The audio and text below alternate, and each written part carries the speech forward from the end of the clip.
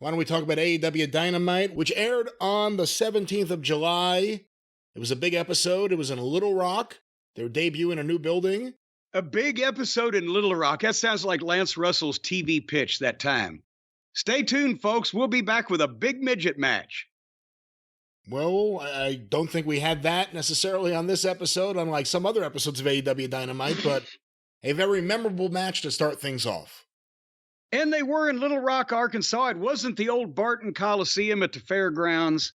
A bright new, well, not a bright new arena, a big new arena that had a lot of lights turned off. And I know that I will say this, they couldn't have had a better match to get that number of people to be as loud as they were for an hour than MJF and Ospreay. And here's the thing. Everybody already knows it's not a spoiler here. The MJF and Ospreay for the international title went 59 minutes, 58 seconds. And so we can't do a blow by blow description of, well, they did this and that and the other thing. I wrote down thoughts and comments. And by the way, I do want to send a special shout out for the guy in the front row with the beautiful Bobby Eaton t-shirt on. You got good taste, pal. Oh, I didn't see that. Yes, it caught my eye because I recognized the design, and there it was. But this was, and I had a few issues with it that I will talk about, but this was levels above what the professionalism that is usually on display in a variety of fields on AEW television, not only in the ring, but also, I'm sorry, this couldn't have been Tony's idea to do this. This is for somebody who claims to be a fan of, wrestling from way back and, a good quality product. Tony's booking is just insane. It's, it was melded or molded by the internet marks of the early basement E-Fed days, as I'm now coming to know it was a thing that was going on with these people. But this is as old as you can get.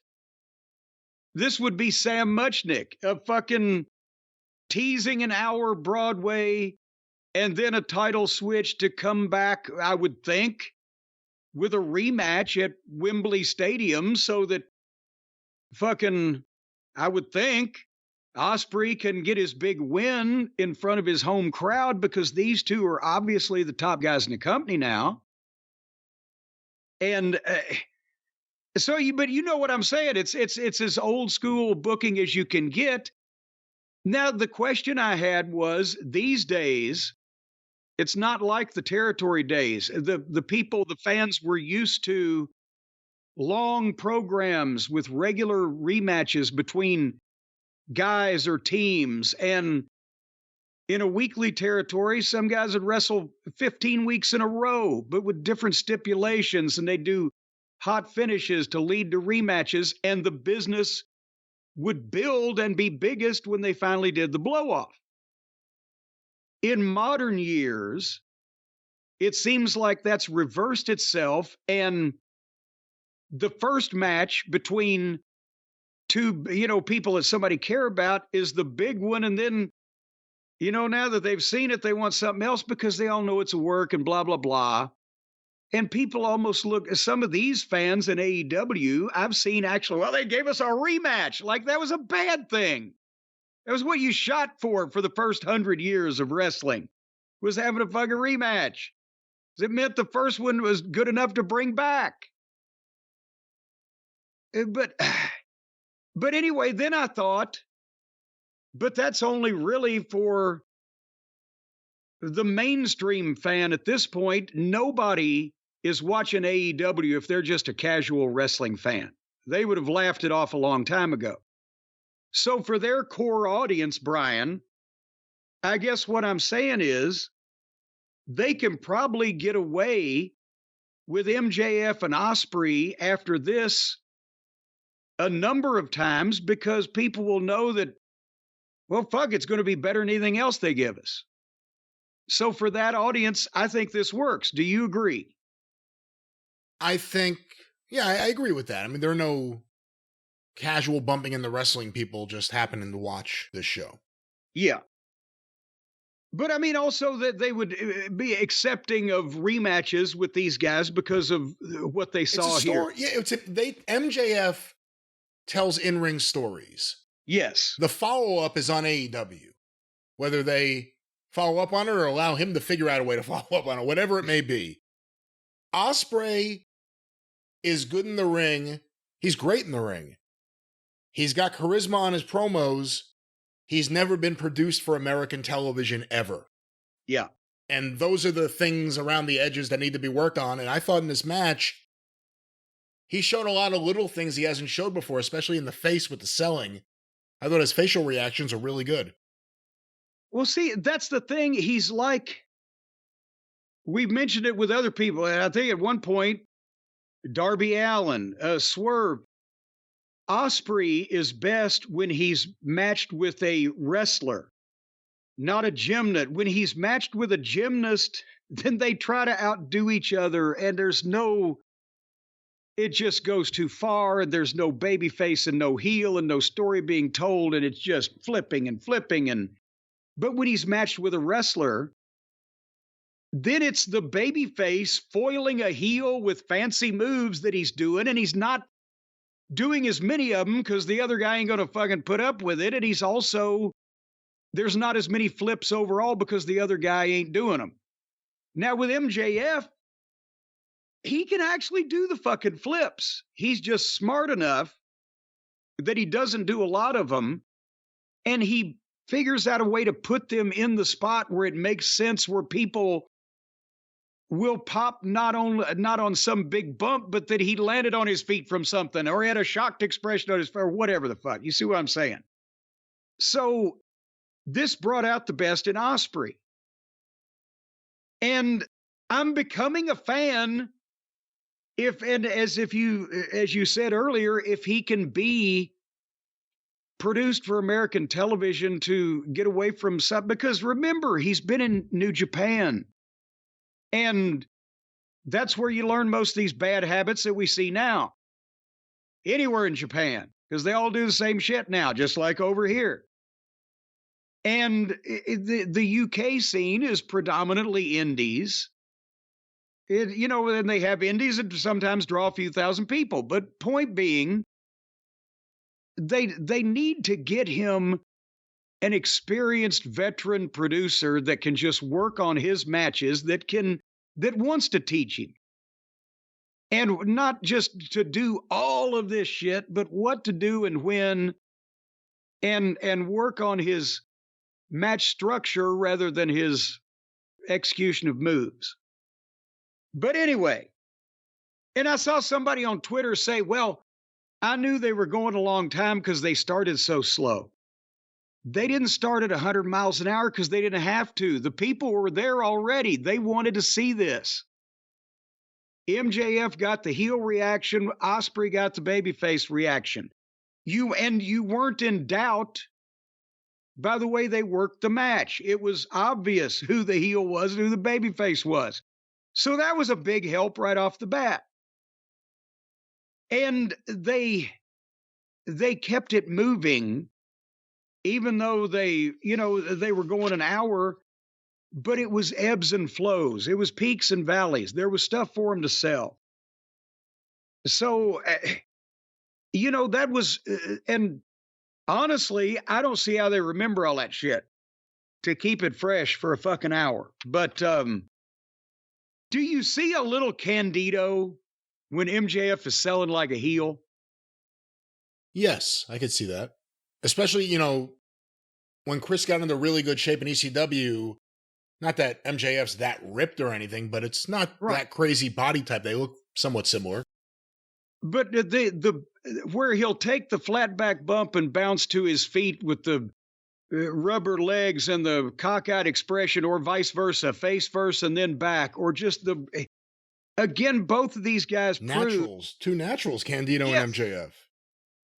They can both sell. MJF may be the best heel seller to me right now in the business when he has a match like this, because it's the perfect heel body language. And everybody knows heels and baby faces don't sell anything remotely alike. I would think everybody knows that. Well, you can't tell sometimes from watching television. The baby face sells to get sympathy, to exhibit pain, hurt, the facial expression, to be beaten down. He's the underdog. He's trying to fight back against this evil oppressor. That's the way he sells, more realistically and cringily and the body, whatever.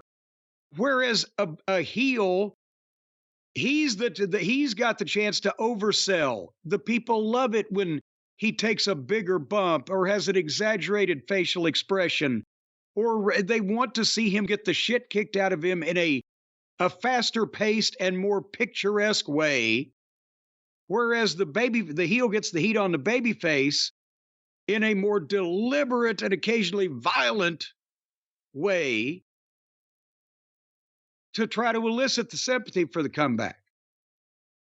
So MJF sells like fucking heel, like crazy, and Ospreay did a tremendous job selling as a babyface with his facial expressions and cringes and the steamboatishness of the way he would grip body parts and things.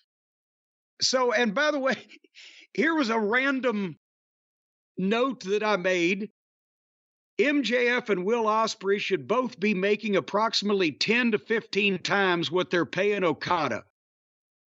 Because he's not even in the same league. He shouldn't be allowed in the same fucking ring as these two guys. Forget about Okada. How about the Young Bucks? Well, I'm just saying of the recent multi-million-dollar acquisitions. I'm not talking everybody knows that. I'm talking about value to AEW. What you just said is, Will Ospreay still has to prove himself, but it's early and the results are good. But MJF, by far, is the biggest thing AEW has. They'd be stupid not to throw every dollar they could at him, especially because Tony can. Tony can make him he doesn't even have to throw them. He can just flip them like Frisbees. Listen, if Tony wants publicity, pay MJF more than Dwayne. That'll get publicity. There you go. He paid him $35 million a year? Holy shit.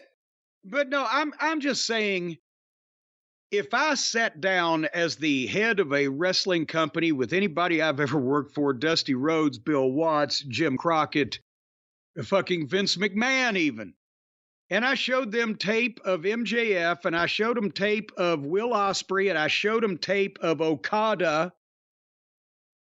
And I said, and whatever the numbers are, but I said, I paid $1 million for each of these guys. They would agree with me on MJF. They would agree with me on Ospreay, and they'd look at Okada and say, what the fuck have you done? What are you, a fucking imbecile? I'm just saying. So then, both guys, their stuff had snaps. They were not snaps. Both guys had snap. Hey, they were jive and the beatniks. They were laying their chops in. The fake forearms weren't there. If they were going to hit each other, they attempted to fucking make it look like a contest. They look like athletes. They're in shape. They weren't working sloppy or just doing ridiculous dives. I have an issue with all at the point that they went out on the floor, and I know about every minute, one of them would roll under the ropes to break the count. At that point, I appreciate the effort, but guys, but it's modern wrestling. You got to be on the floor. Yeah, when you say "but guys," do you mean you guys shouldn't be on the floor that long, or don't even waste your time breaking up the count because no one else is? What are you saying? Well, either or both, maybe, because see, the thing is, it's easier to watch on television and not really realize because you're caught up in the different camera angles and the close-ups. You know what's going on, but when you're in the arena, when you can see the whole picture, when you're sitting in the stands and you see the referee counting to 10, 1, and then 2, or maybe he just stops counting already and just gets out and asks them, please get back in. And they're just out there for a minute and a half. I'm not talking about These guys, I'm talking about general in any match. And guys are out there for a minute and a half. It just, it looks bad because it just takes you out of it because you can see everything. It's easier to overlook that on television, but God damn it, is there any reason you can't do 20 or 25 seconds on the goddamn floor and roll a guy in and fucking take a bump out the other side instead of you? But they're setting up. Here's another thing. When they went out in the stands, I'm not a fan because the pros are not worth the cons. And so I'm saying when they're on the floor a lot, they're setting up flips or moves on the barricade, which that's awful close to the people. And it's also, it gets a little stagier out there and a little more dangerous. And it's harder for people in the building to see. Yes, they can watch the screen, but did they come there live to watch television? But when you go out in the stands, the legal liability is not worth it. Because let's say you've got the guy in front of you and you're punching him in the head right there, but you're drawing back and your elbow hits the fucking kid in the face that had to look around with his phone. And they do that in the indies. They've been doing it in the indies for 25 years. That's because anybody at an indie show at a rec center, so I ain't got anybody to sue here. They ain't got a pot to piss in or a window to throw it out of, as Mama Cornette used to say. But they know Tony Khan's a billionaire. And they'll get sued too. It's not worth the legal liability. It's dangerous in terms of up there on the concrete fucking stairways and in the middle of the fans where you're trying to be fighting in a small area and not hurt anybody, but you'll slip in beer and you'll break your fucking ankle. Whatever the fuck. It's not a controlled environment where, yes, they've got security guys standing there while they're... Thankfully, these security guys are not the Secret Service either because they're used to the fans wanting to pat them on the back. If some guy did get drunk and just say, I'm going to punch somebody in the face, they'd be there and gone before these guys know what the fuck. And you're doing close-up magic with people all around you only feet away. So you got to lay the shit in or it looks phony. And that means you're probably going to get potatoed. So fighting in the stands in the crowd is something you do at shows in bars, in indies, not at a major company. Which is why if you see anybody in the WWE going through the crowd, even Jey Uso, as much as they love him for his entrance, it looks like he's got Secret Service along with him, right? And they've got an expensive camera with him. But they're not out there just goddamn hitting each other with fucking garbage cans. Do you see what I'm saying, Brian? I do. So, however. And then there's the however. Having said that, when Ospreay stood MJF on his head in the garbage can, that was fucking hilarious. But they stretched the count out. But it's good, at least. It didn't look fakey. The fans were into it. So, these guys, if you're that good, and if the fans are into you, to that degree, you can stretch things. I'm not saying you can't. Some of these guys can't hit the fucking ropes right. So I'm not going to give them any goddamn leeway to go out and do more garbage shit when they can't grab a headlock. When guys are this good, and they like it, you can have a little leeway. Somehow they have made the Long Island Sunrise, the Canadian Destroyer, looked plausible. When MJF gave him that fucking thing, not only MJF, he landed it perfect. They flipped, boom, Ospreay, great fucking bump.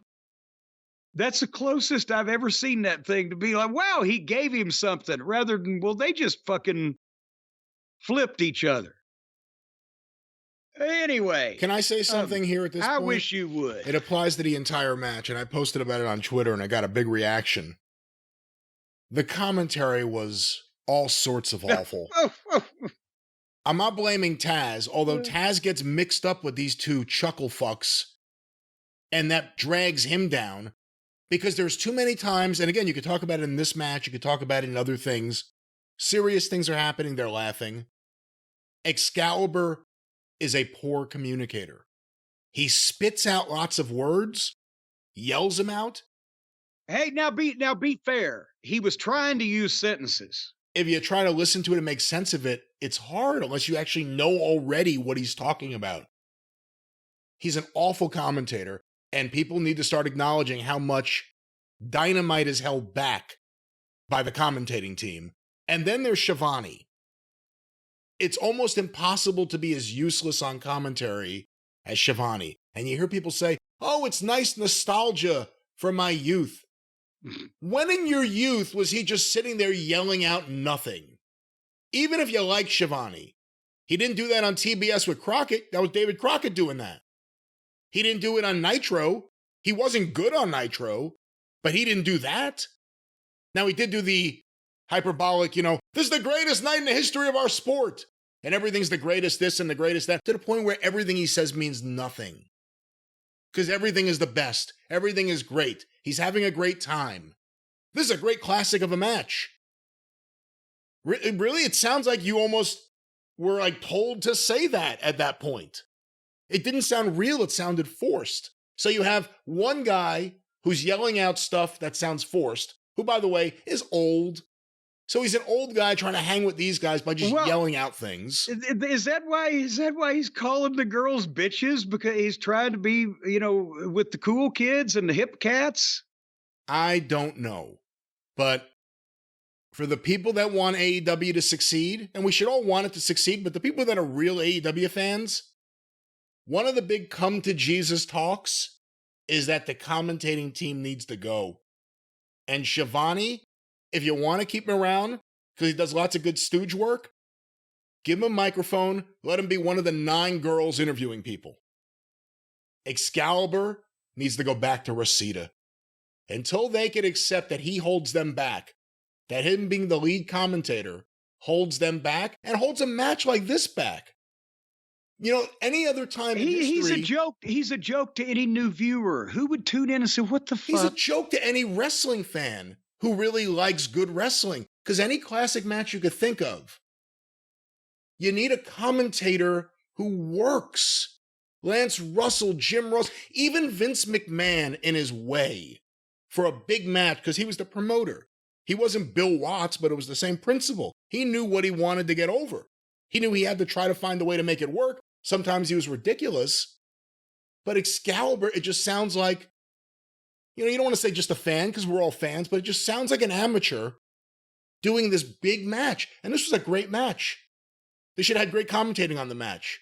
You know what they should do? Instead of the Spanish announce feed, do a second English commentating feed.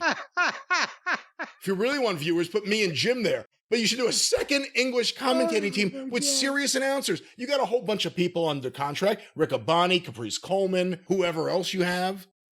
Put them there, because Excalibur and Shivani together is audio poison. Ian Riccaboni would be a young, energetic voice that doesn't look like a fucking idiot Mark that was a wannabe fucking play wrestler for his own promotion that he helped pay for. It's just embarrassing on national television. I'm serious. They should do a second audio feed. Give people that option. You want to see if your booking's better than everyone thinks it is? How about give us a real commentating team? If you want to keep these guys because of some weird loyalty to awfulness, do that. Have a second English commentating team, because a match like this gets ruined by bad commentary. And I saw Dave Meltzer tweet out that Shivani deserves credit. What? For getting this match over.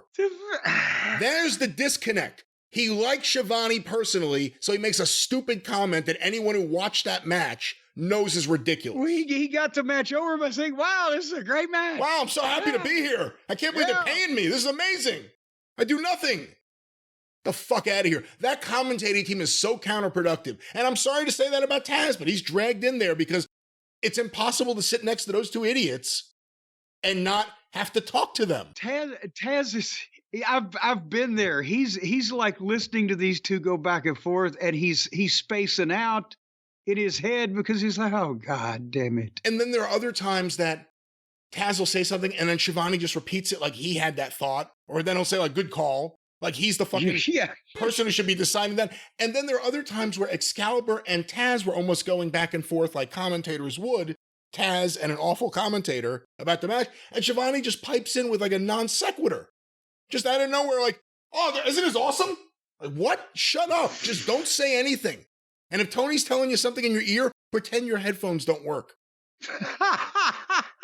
But no, they're awful. Seriously, a match like this got hurt by the awful commentating. They need a second commentating team. Why not? Tony's got money. He's got the people there under contract already. Why not? You need to find a way to get people to watch this show. Make it so we can listen to it too. Well, but back to the great match that was ruined by the awful announcing. I didn't say that. Yes, you did. I didn't say they ruined the match. The match was great. And is MJF's hammerlock DDT the goddamnedest thing you've ever seen?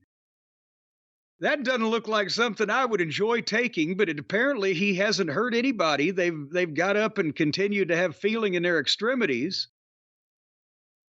And, you know, that's again what I liked about this positive fashion. They were both using different style, the new style of things, a new style of wrestling, but doing different shit with it that didn't look stupid or hokey, and a different or unique twist on something, or something got built up and had a payoff when, like I referred to earlier, when, you know, MJF showed everybody he could flip and land on his feet. And then Ospreay did the same thing. And they were telling a story with the flipping. I didn't think it was possible. Here's something I could do without. I'd like to throw darts at people that do this, but MJF saved it for me. Did you see the part where Ospreay's got him down? He's in front of him, right? And he does like he does, and so many of the others do. He turned his back on MJF, Ospreay did, and stood there like only a foot away from him, pointing at the sky for like he's on a fucking high dive, preparing to fucking run and hit the far ropes, not looking at his opponent at all. And MJF grabbed him from behind, turned him around, and bit his face. Good, which is what you ought to do if somebody you're in a fight with turns their back on you from a foot away and strikes a pose. If you did that to Dick Murdoch when you were a babyface and he was a heel, I bet you'd wake up in the locker room, because he would have just given you the rabbit punch to the fucking base of the skull, and you wouldn't have remembered your fucking wife's name for 3 days. Anyway, and they did big stuff, but they sold it in between.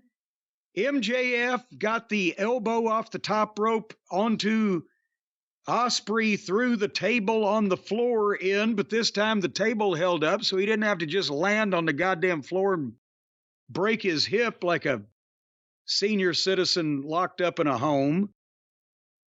Again, and they did the double bridge 50 minutes in.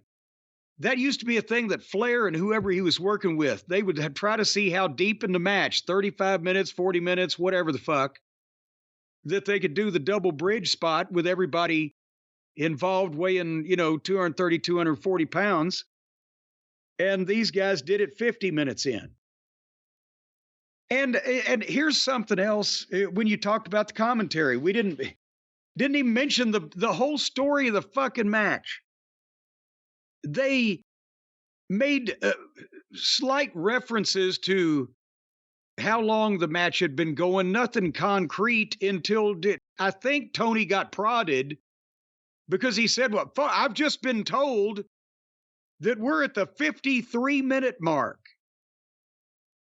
And they were over 50 minutes in before they even started making a deal out of it.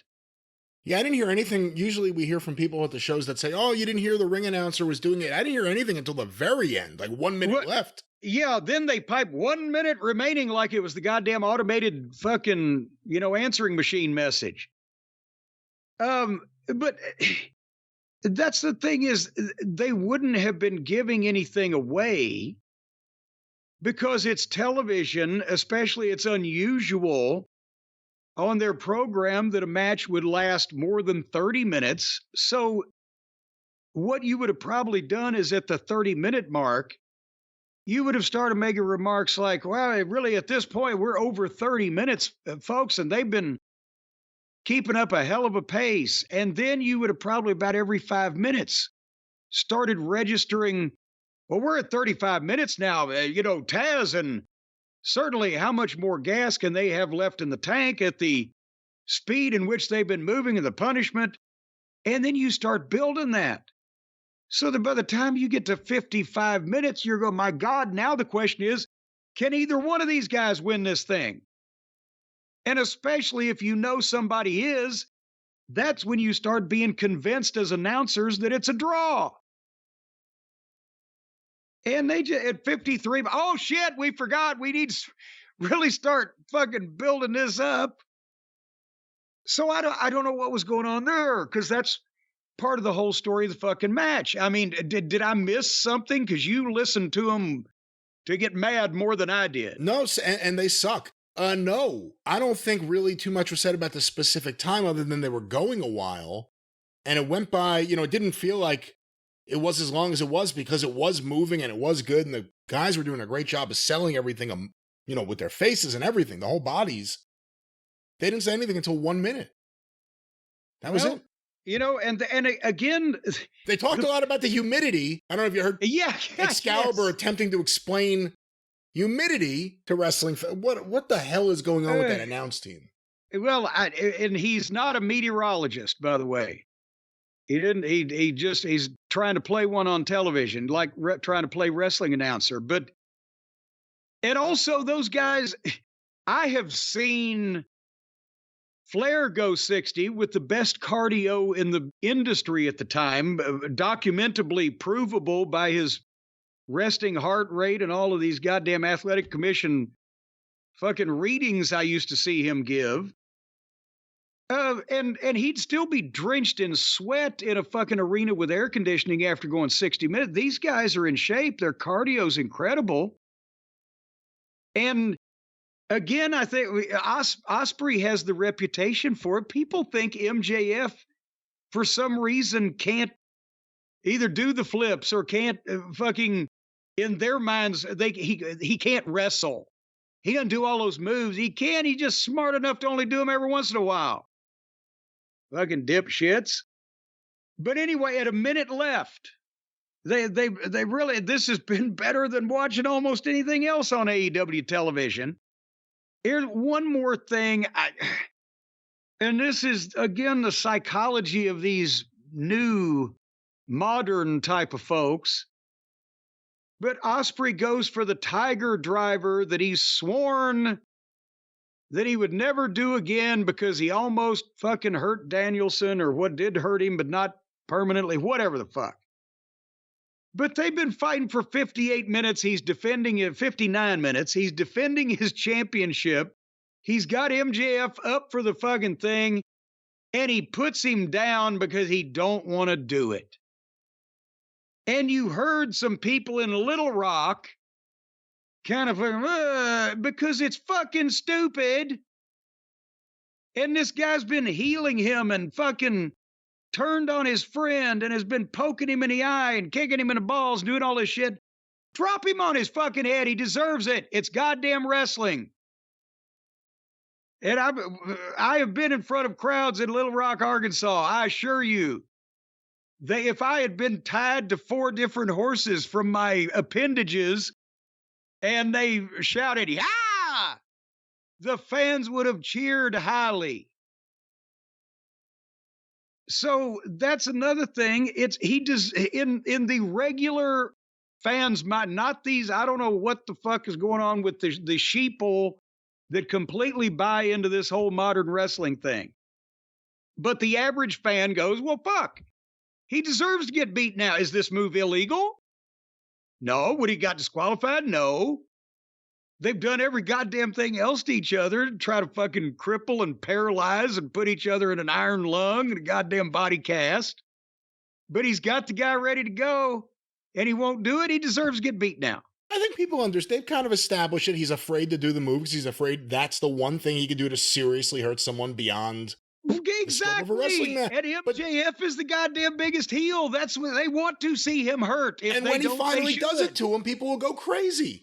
Okay, well, the point, then they shouldn't have had him tease the goddamn move. But that's the whole tease. The whole tease is for He can't do it. He's afraid to do it. I'm not saying He's a pussy. Well, the whole tease is that he's going to eventually do it. He'll eventually get past this for whatever reason and do it. Yeah. But they're establishing it now. After this guy comes over to my house once a week and kicks me in the balls for 3 or 4 months, I guess I'm going to fucking do something about it one of these days. Fuck him. If he had the fucking heel ready to go and defend his title with a legal move and he wouldn't do it because he's a fucking pussy. He's a baby face.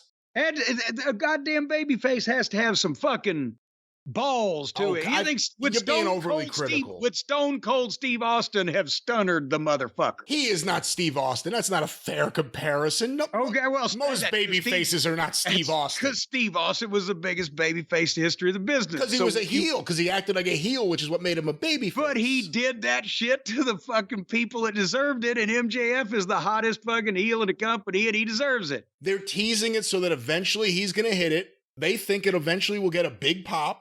And then he'll win the match the one time he uses it. He's fucking soft. Anyway, he didn't do it.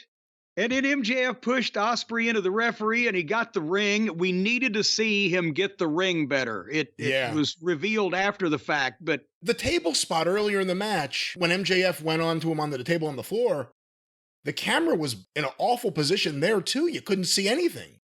It was like next to the table on the floor. So you didn't see anything. They're missing a lot of shit with the camera shots lately. Well, that's because they only have a certain amount of angles they can shoot in that building before they reveal what's behind the curtain. You know, I didn't even think of that. You know what? That's exactly what they have to and look up the attendance while I'm going over the rest of the finish here, but that's a big building and they had to be judicious. They have one crowd shot where they can shoot the stands with a wide shot and there are people, and they have the hard camera shot and the floor camera.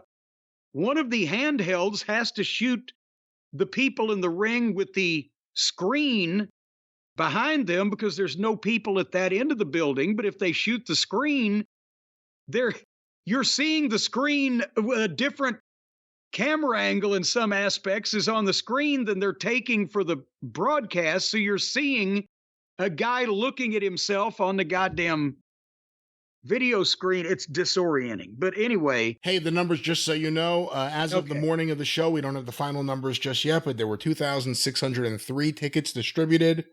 And again, it's their debut in the venue. But how big is that building? How big is the building? Not what was it set up for? How big is the building? The Simmons Bank Arena. Hold on one second. I'll go back to the finish. MJF got the ring while he was down and Ospreay had been pushed into the referee, but you couldn't see it. It was revealed after the fact, but you didn't see him pull it out. I believe that the people they popped on the finish, but I believe they would have popped bigger if they'd understood exactly what happened, because there was a little delayed announcement after the bell rang. I don't know, but boom. MJF nails him, one good shot, boom, covers him, 1, 2, 3.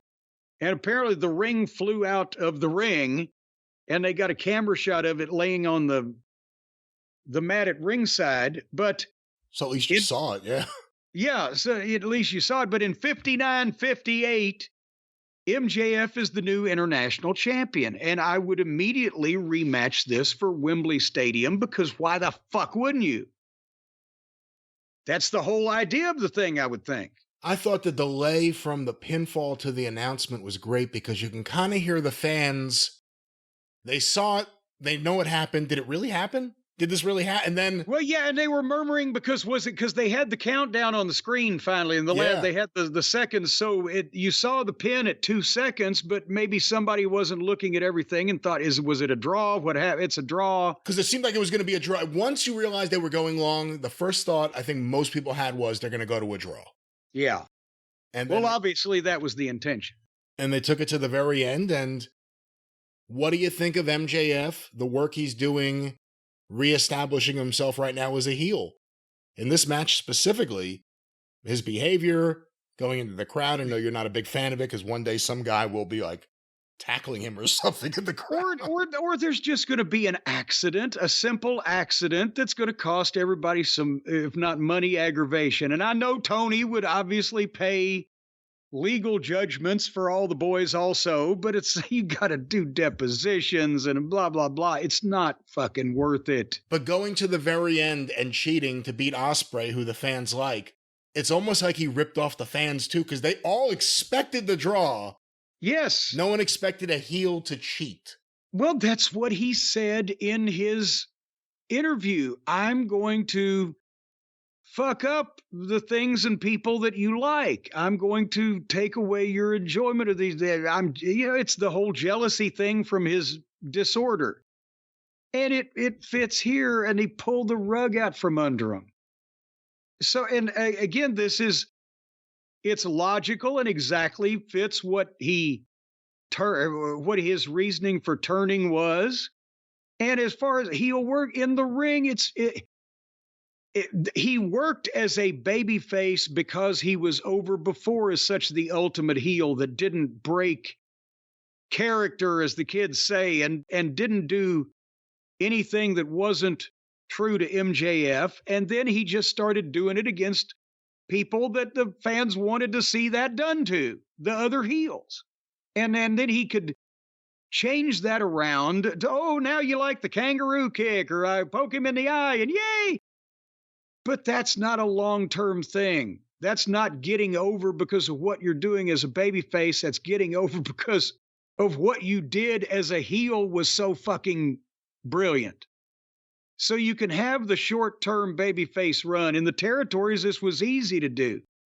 But you can't build a natural heel for a multi-year national wrestling career as a fucking babyface. He has to be a heel to establish himself to everyone, and that's the way he gets over, and then they begin liking him. So as the audience, when he finally does go to where the big boys play, to coin a phrase that's never been used before, he's going to have to establish that to a whole new audience, and within a few years or whatever it is, he will be so over as that level of a performer that they'll make him babyface again. Just a lot more people watching and a lot more money on the line. Yeah, really looking back, you have to wonder how counterproductive it was. And we thought it was at the time, but now looking back at the results, for Jericho to start talking about he thinks MJF needs to be a babyface, it's going to happen, just watch it happen. You put it in everyone's mind, and then you kind of forced it before it was time. Yeah, he wanted to make it happen so he could work with him. And but anyway, that's the thing. To answer your question, yes, he established his reasoning, his motivation. His match here was overall excellent and levels above, what everybody else around there is doing. And Ospreay, I'm a fan of his when he's with a talent like this, instead of somebody where they're just going to go out there and fucking Cirque du Soleil me to fucking death. They Soleil me. Building capacity, 18,000 people. 18? Jesus Christ. I don't know what that's for exactly, if it's 40 basketball years or something ago, else. you could have got fucking half a Little Rock in there. This is North Little Rock, too. I don't know the exact distinction. Across the Arkansas River from Little Rock, I guess. Okay. North Little Rock is now where many of the fancier facilities of various things are located, I understand. A little more hoity-toity over there these days, but it's the same city. It's just there's a river in the middle. It's, but an 18,000 seat building, and they had 2,600 tickets out if nobody had severe diarrhea or whooping belch that day and wasn't able to come. So no wonder they couldn't shoot most of the fucking building. The comparisons, the late era WCW have always been there for AEW, but in a lot of ways, it's really more 1989 WCW right now, where Flair and Steamboat are having classic matches in empty buildings. The Superdome, Chicago for the pay-per-view. I don't remember how many people were there for Nashville. Well, no. Hold on now. Chicago. No, I would think at least I could, hold on. Wait a minute. Yeah, how many people were there? Hold on. I got to reach. I'm not as young as I used to be. But you have matches that smart fans think are classic. And again, this was a great match. Yes. But people aren't paying to go to those matches. Now, with that said, and we'll talk about the ratings a little later, as anyone would have thought, clearly this is the one match with the two guys that intrigued and held the audience more than anything else they have. The problem is they don't have much else. And I also fear they're going to somehow reintroduce Daniel Garcia into this thing. Well, if they want to wheel him out on a gurney and let him be in the corner of Osprey to watch him try to get even, then that's lovely. They can. And by the way, yes, I agree with you. Superdome was an empty building. And which other place did you? Nashville. Nashville was I wasn't there, but it was empty. But no, Chicago, the house was $69,700 for ticket prices at the time. There was probably around 5,000 to 6,000 in a 10,000 seat building. So it wasn't empty. It just wasn't good. Yeah. That's the same building we had sold out 7 shows in a row like 2 years before. But there's a lot of similarities there in that, TV numbers may be there, may not be there, but it's about people coming out and wanting to see it. This is the one match. I mean, we'll see what they do, how they're going to propel this, how they'll keep it going. But these are the two guys that are the most intriguing in the entire company right now, by far. So anyway, I have to applaud young Willie Apter.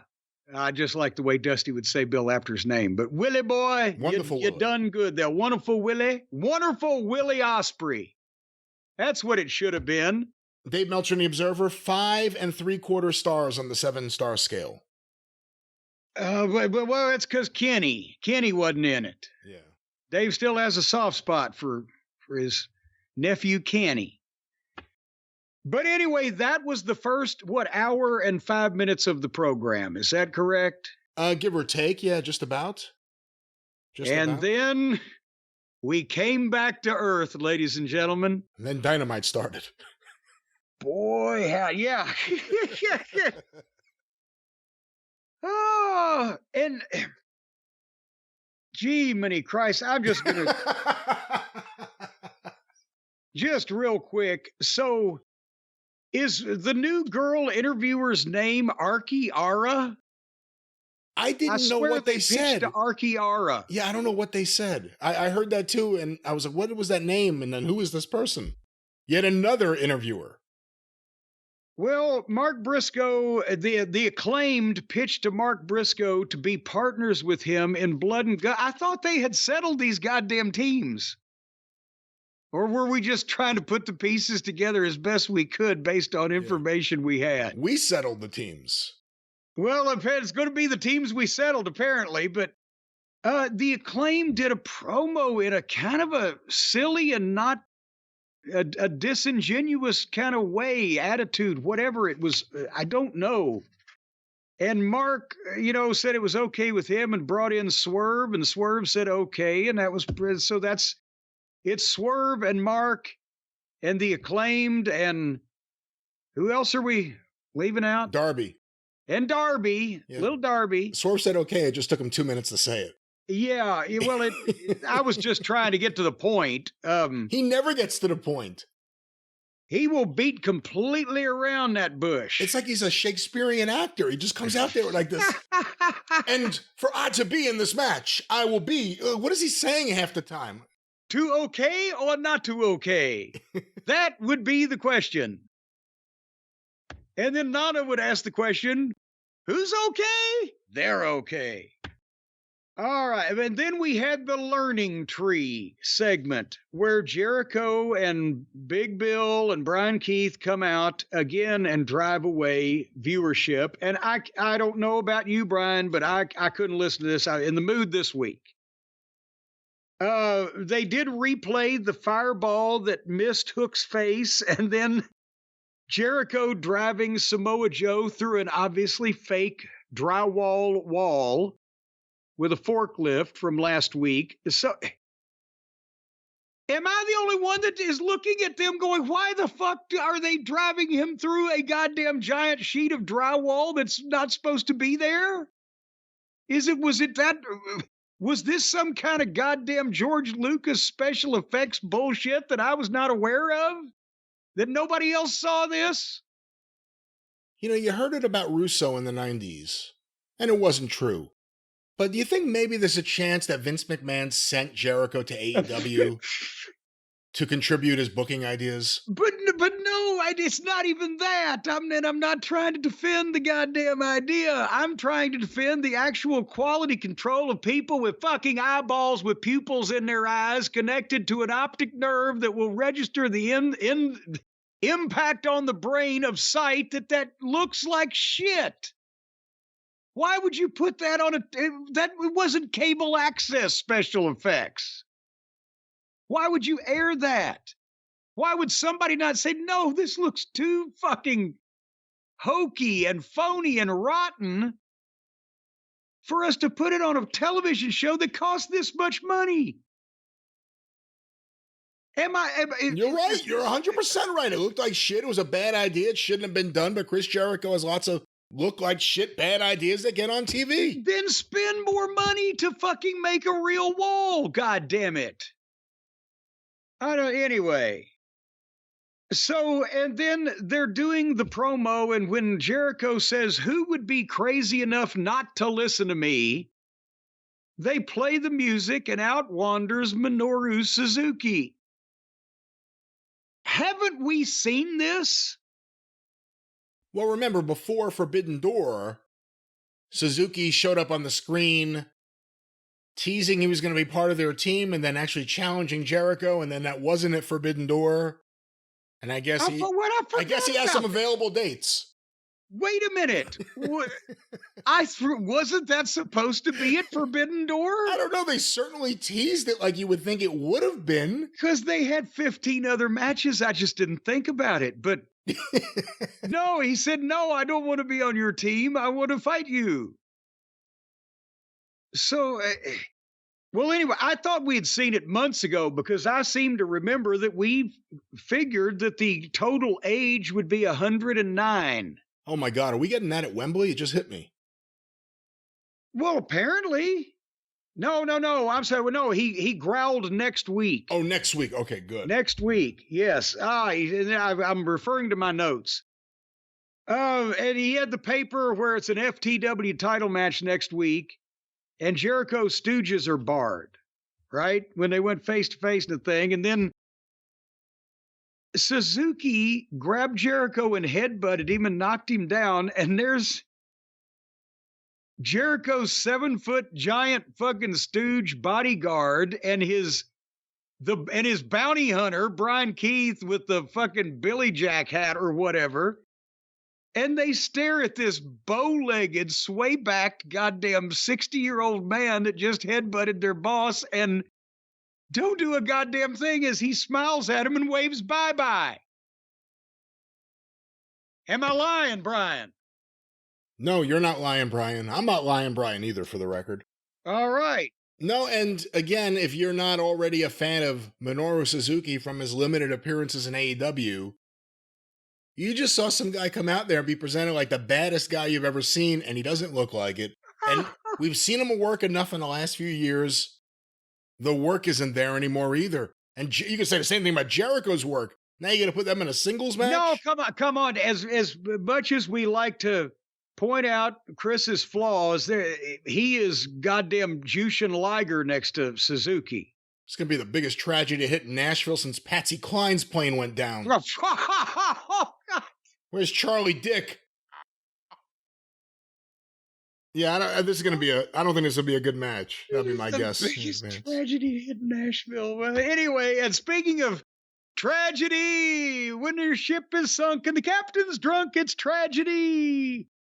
In the back were the Buckaroos, and who have pretty much been the major contributors to putting them in this position, and their friend O'Cody. And they put on their growly voices, and the kids did their promo, and O'Cody stands there because he couldn't call either one of them bitch. But then Mercedes Moon walks in, and she's doing some of her banter that is apparently scripted by Alexandra Pepperday. No one ever talks like that, ever, anywhere. What is that way she talks to people? I don't know what's happening here. But then Okada whispers to Maddie, I think it was, says something to him, and he says, well, he wants you to do your dance. And she does her little stripper dance for him. And then said, well, in Toodaloo or whatever takes off. And there is their new $1 billion baby, as Alice Cooper used to say. That's what his entrance music ought to be. And he's fanning himself like he's sweating in his suit and like he's goddamn 16. This is their multi-million-dollar investment from Japan. His work looks like he's just gotten out of a goddamn rehab facility for a fucking medically induced coma. And they're portraying him as just as much of a fucking child as these two that have latched onto his jock and are swinging from it like two trained fucking chimpanzees. He left Japan for this. How are you supposed to take this guy seriously? He left Japan. Forget about signing with AEW over WWE, looking at the roster and the future of the company and just every single thing to be a top star in the business, to do these kind of segments and these kind of skits. For everyone that heard how upset he was about his time in TNA, are these TNA skits? Are these Vince Russo TNA skits? Like, what are these? Don't sexualize the women. Sasha danced and this guy's ready to come. The hell's happening on this show? I'm ready for him to go. And Takeshita can't get booked. Meanwhile, hey, I forgot you want to talk about Japanese imports to AEW? Konosuke Takeshita had more potential, still does, more potential, more ability in the ring, more believable as a heel than anyone else they brought over, and they've buried him with bad booking. Well, they buried him now with no booking because I forgot he was fucking around. He's on whatever show I guess Wardlow's on, or all these other guys that just vanished. Ricky Starks, Wardlow, and Takeshita. We're going to find out Tony has set up a satellite territory in the Antarctic, and a bunch of these people are working that loop. Maybe he could have a new show with his new deal, Collision 2, and it could be like the original Collision, where it's like a split roster. Everyone he won't book, but still works there on that show. And here, this doesn't have to be an essay question, but back to something you said a minute ago. When Okada, they said he chose that over WWE. Do you think if his matches that he's had in AEW over the last 2 months, if he turned in the same kind of work in the WWE on their television right now, with what they got going on? WWE or NXT? WWE. Well, either one. Well, okay, NXT, WWE. Would his work be able to put him on Raw or SmackDown right now? I don't think it's as bad as you're making it out to be, but it's certainly not. It's certainly not for the value, the bang for the buck that you would want for that kind of money. And again, he went to AEW because of the money, more than likely. I mean, maybe there were other minor reasons, but it's not the money. The money and the schedule, and he knew that he couldn't fucking do the other place with the style and the schedule, because here they Nakamura. Nakamura is the only one who came over and has been able to do it. This guy figured, I can't fucking do this anymore. I'm broken down for whatever reason, but these marks will pay me, and I can phone it in. And, and that's why he did this, because I believe if the WWE got this and that's what he could do in their rings, they would fucking cut him. And I'm daring somebody to point me to something that Okada has done in the ring in AEW that is as impressive as even any number of the AEW guys, and that would be, I'm not talking about green guys making mistakes in WWE. I'm talking about the level of physicality, the pace, the style, and would this guy's body break under it?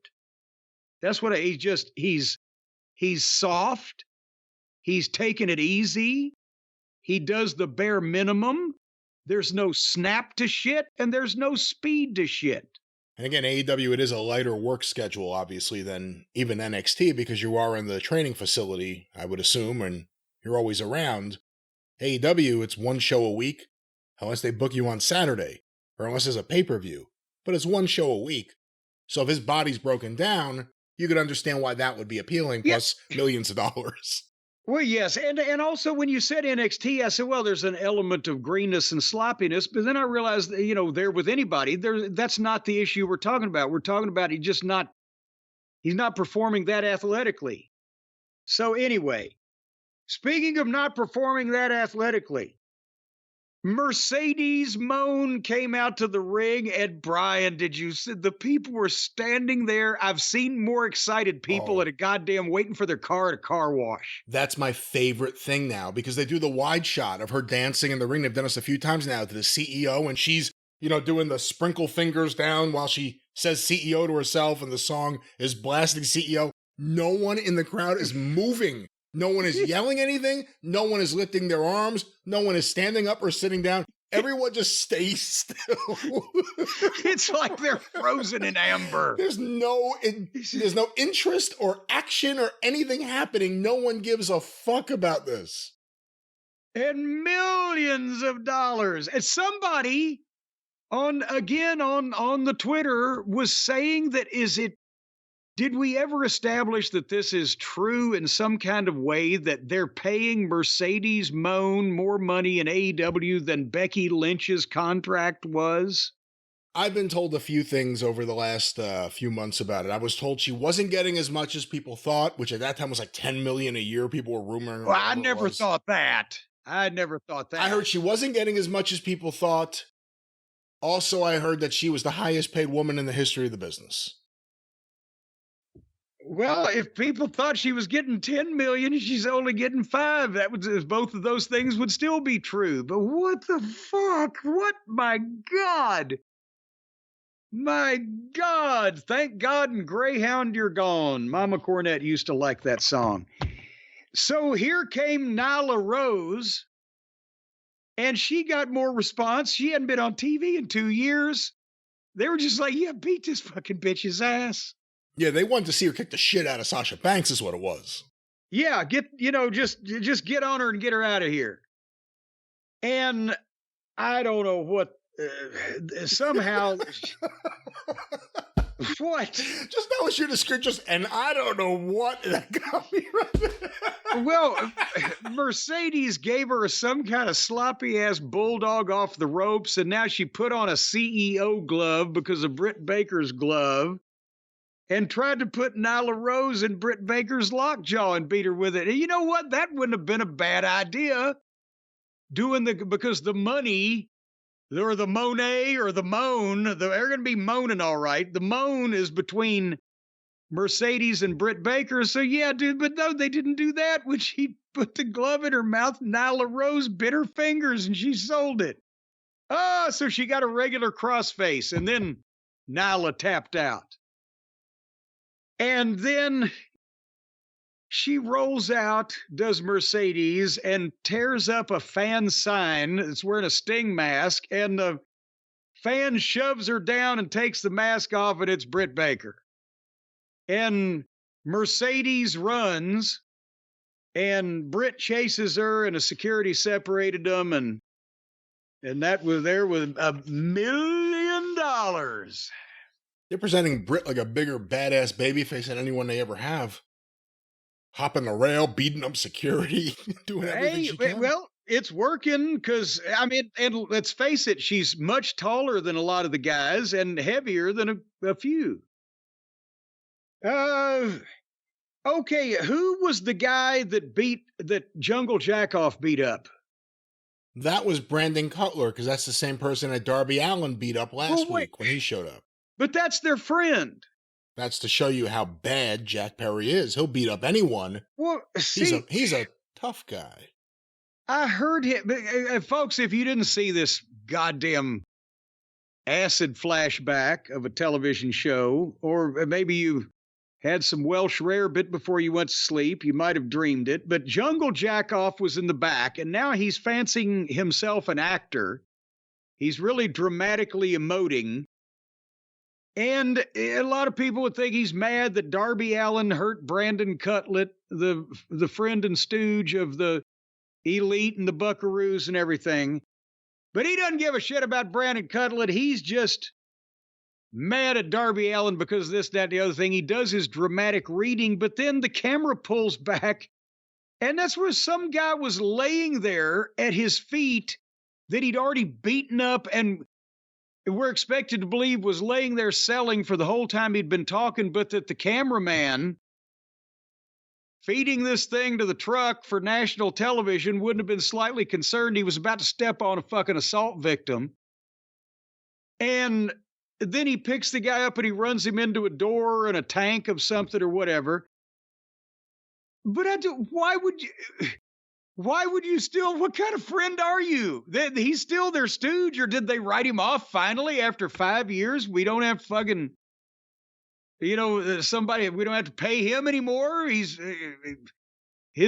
jig is up, his job is up, whatever, or it just, everything's going to be fine with him next week when he's doing their camera stooge work or whatever. What is going on here? He's their stooge, they get beat up. You got to hope it's just that, because the last thing anyone wants is for any kind of follow-up on Brandon Cutler. Well, but the announcers never even, they just moved on. There's a guy getting banged into the fucking walls, and they moved on to the next segment and never even mentioned Cutlet's name.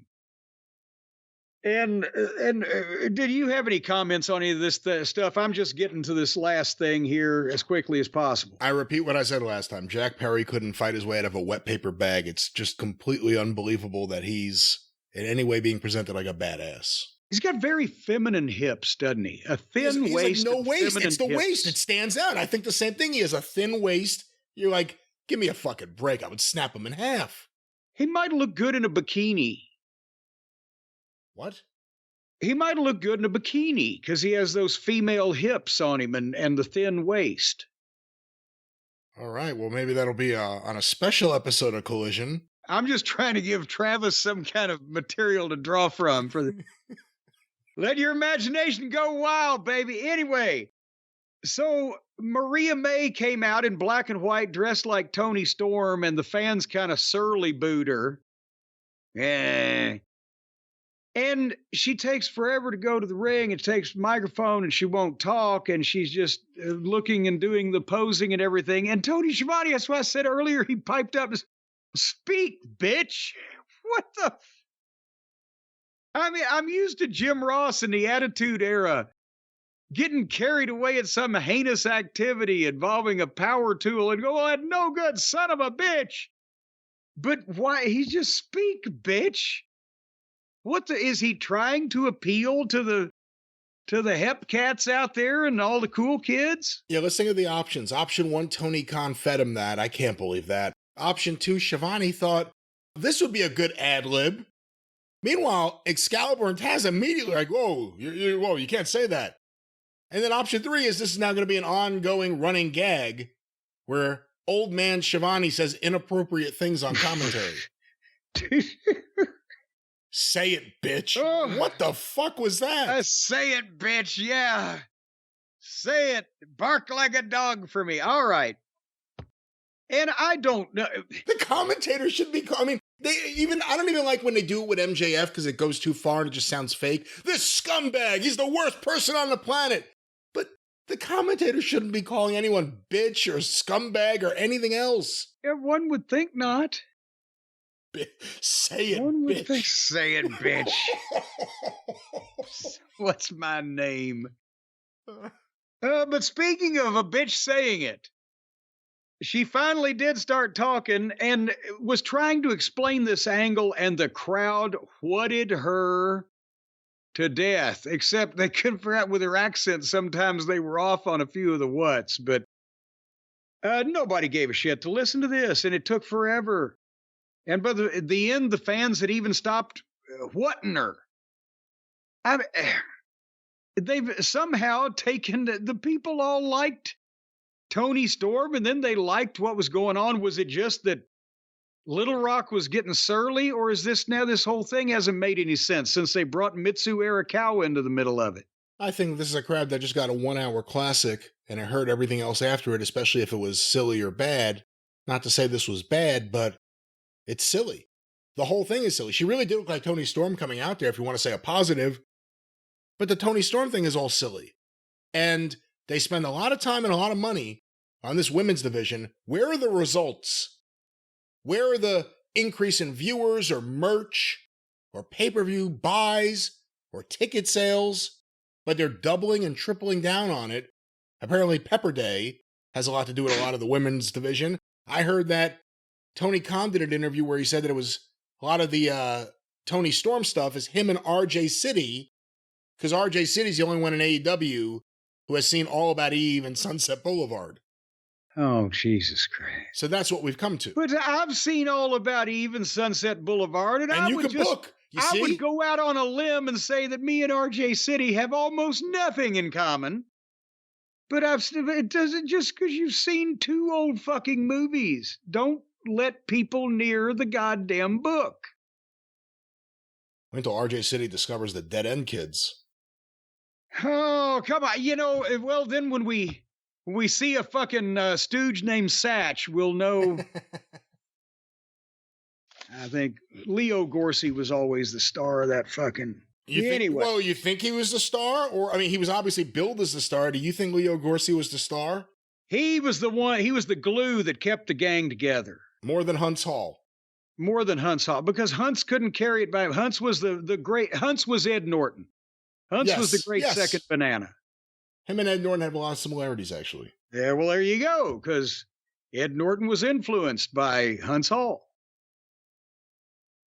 You want to talk more about the Bowery Boys, or you want to go back to that? No, I could do this. I could do this all day and have a great time. I want to get finished with this because there's one more thing. All right. Because this is the point that I was trying to make. Again, I watched. Again, I tried to be impressed. Again, I tried to see where millions and millions of dollars were funneled. Swerve Strickland, the beleaguered Swerve Strickland, and our friend Okodi, Mr. Kazuchika Okada, or however you pronounce his first name, he moves like he just got out of fucking a body cast. Again, this match, it made Swerve look bad, I thought, because having to slow him down and or they're also, it's not just that Okada doesn't hit the ropes with any speed or enthusiasm, or as Shawn Michaels used to say when teaching guys how to take a bump, attack the mat, throw yourself into it, or snap to your fucking offense, your strikes, or just a goddamn life to your shit. But it's the other guys are treating him and these other Japanese senior citizens like that they're Fabergé eggs, and we can't hit them too hard unless it's the fucking chop exchange. And so this made Swerve look goddamn. But then, and I will open the floor to your comments after I say Okada gave him the tombstone and didn't even cover him.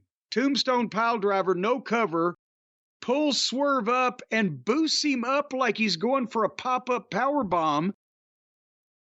And Okada fell backwards and Swerve landed like ass first on his fucking chest. And then Swerve popped up to his feet, jumping up and down on his tippy toes like he was fine 10 seconds after being tombstone pile driven. And Okada was selling because he had this fucking guy fall on his fucking chest. Is that what you saw? I mean, that was a very detailed description of it, but I saw what you saw. Is there any other comments you'd like to make trying to defend the indefensible? I'm not defending case of this fucking fellow before we move on to the afterbirth of this thing. I'm not defending it. I think Swerve is deader by the week. You know, even when his music hits, I'm not even knocking Swerve here, but I it's am not a little his bit. fault that he's the victim of a homicide. Well, also, I think they need to make some change. As soon as that music hits, it's like a groan now. Ugh. And then it comes out and it's that awful song. He doesn't feel like the world champion right now there. Everything's based on MJF and Ospreay. That's the hot thing. Okada, you know, you get what you paid for. I don't know what people thought. He was a great Japanese star beyond the physical issues, you had to bring him over here and establish him, not put him with the Young Bucks who aren't over and think that was going to do anything. And because of the way you've booked him, whatever luster he had is gone.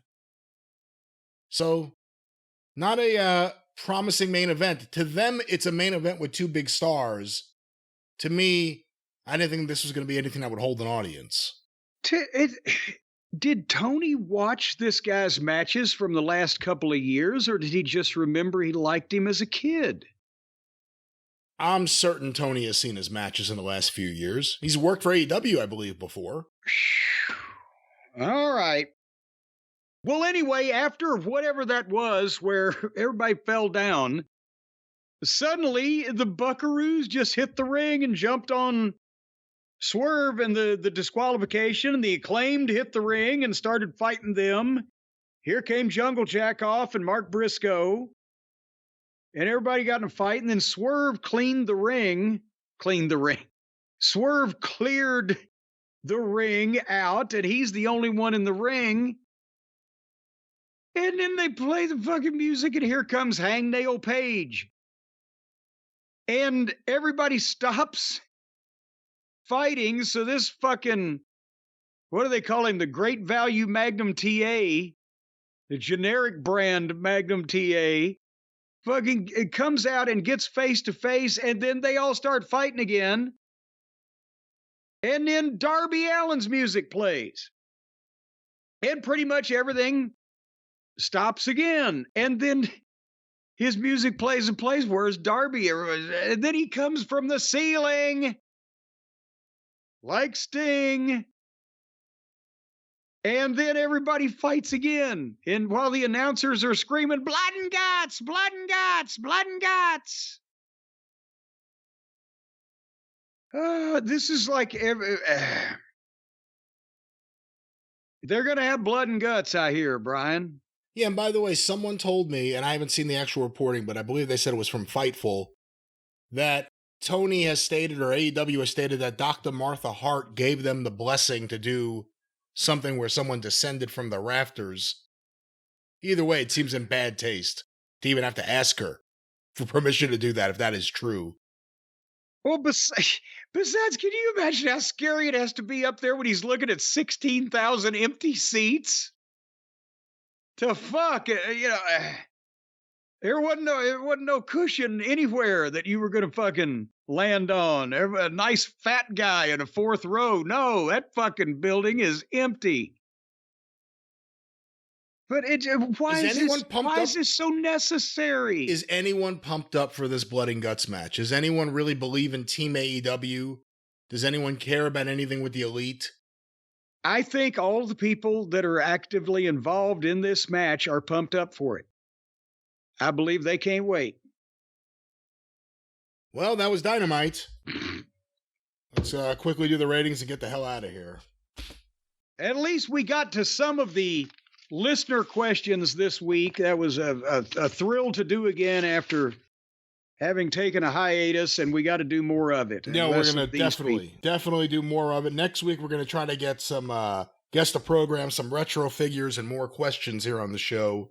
Jim, AEW Dynamite, Wednesday, July 17th, 2024, 8 to 10:07 p.m.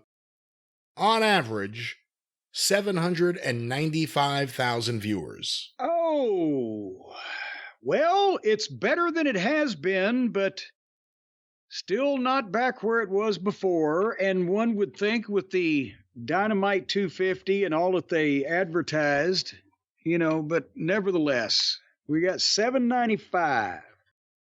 It was marked down from 8.25. It is the highest overall number since April 10th and the highest key demo number since June 5th. So that's just recently. So they're struggling back. They're struggling back. Well, Jim, let's go to the quarterly breakdown. These are from WrestleNomics. Quarter 1, 8 to 8:15 p.m. MJF versus Will Ospreay. 871,000 viewers. Okay, so that is not only up from where they have been starting, but we got to see, did the people have patience for this marathon event. Over the first hour, did they hold the audience? And for people that talk about the advertising, the key demo number for advertising, let's just say it here too, 364 to start. Okay. Quarter two, 8:15, 8:30 p.m., the continuation of the match with picture-in-picture ads. 829,000 viewers, 372 in the key demo. Quarter three. Well, hold on here a second. Now I got to comment on that. They lost 42,000 people from quarter one to quarter two. When can you remember that they lost that small a number from quarter one to quarter two and actually gained 8,000 people in their key demo? Very rarely. Very rarely. That to me indicates that they lost a few of the big bangers, but then some of the other people heard about what was going on and potentially switched over. Well, quarter three, 8:30 to 8:45 p.m., once again, the continuation of MJF versus Will Ospreay with picture-in-picture and full-screen ads. 834,000 viewers and 369 in the key demo. So they're staying pretty constant with the key demo, but they picked up 5,000 on the audience and lost 3,000 on the key demo. So this is somewhat bathroom break and normal fluctuation type of thing. But they're not losing an audience for a match that now has gone from between 30 and 45 minutes. Well, we got a quarter four, 8:45 to 9 p.m. Once again, MJF versus Will Ospreay with picture-in-picture ads. 834,000 viewers, 365 in the key demo. So at this, they're pretty much keeping the audience and not losing anybody. That's unusual to have 2 quarters in a row, same number. And I mean, we know these things are extrapolated, but they're not tuning out, and they're seeing that they're seeing something. As a matter of fact, from start to finish, they have lost only from the start of the program to the top of the 9 o'clock hour. They only lost 37,000 people. They've never done that before. Well, we go to quarter five, the big 9 o'clock hour. The conclusion of MJF versus Ospreay and the post-match.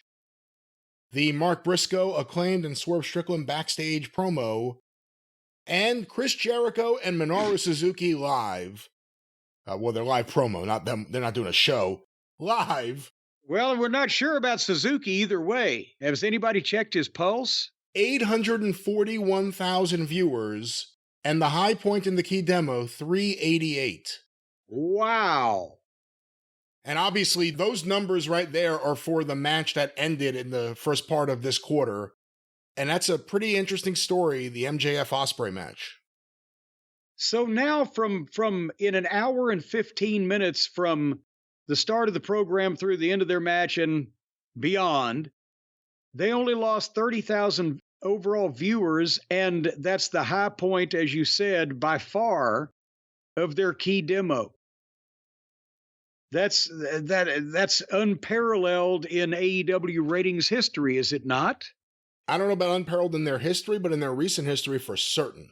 I want some numbers nerd out there to find me and publicize to us. Send it to, what is the email address? CornyDriveThru@gmail.com. When's the last time that in an hour, the first hour and 15 minutes, they only lost 30,000 viewers and were that steady and had 388 or whatever, the high point in the key demo?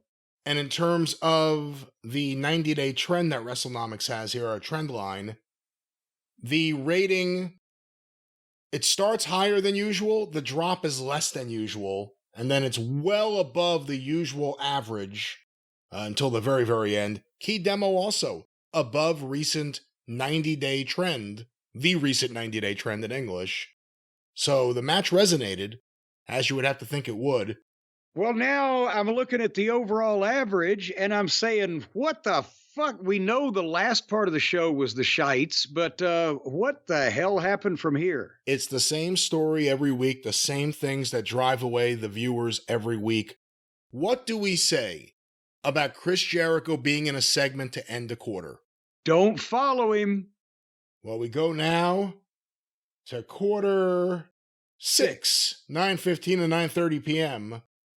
The Young Bucks Kazuchika Okada Mercedes Moné hallway promo, an ad break, and Mercedes Moné versus Nyla Rose with picture-in-picture, 769,000 viewers. Yoo-hoo. 341 in the key demo. So that's the low point in both so far. They just lost 30 to 72,000 people over the course of a few moments. The Young Bucks drive away people, but this is the learning tree. It's every week now. Chris Jericho ends a segment, and then immediately the next segment is dead because everyone turned off their TV. We go to quarter 7. That's what I meant to say. Yeah, that was it. 9:30 to 9:45 p.m. The continuation of Moné versus Rose, an ad break, Jack Perry and Brandon Cutler in the back, Mariah May's live promo, and the Bang Bang Gang's promo. 734,000 viewers. Ouch, and there goes another 35,000. Quarter 8, I remind you we have a 7-minute overrun. An ad break, Swerve Strickland versus Kazuchika Okada with picture-in-picture ads. 701,000 viewers. 315 in the key demo.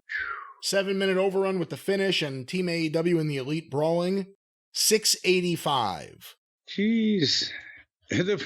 They've killed the Modern Family numbers.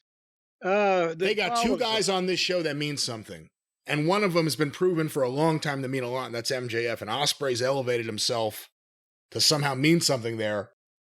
Everyone else drives people away. What they do, who they are, what they've done, what they are on this show.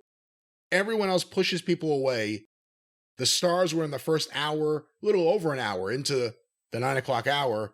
And that's the story. They held the audience. Well, but they've put themselves in a position where they're world champion and a guy they paid an exorbitant amount of money to, whatever the real numbers are, was the lowest rated part of the program, and nobody gave a shit. Well, there you go.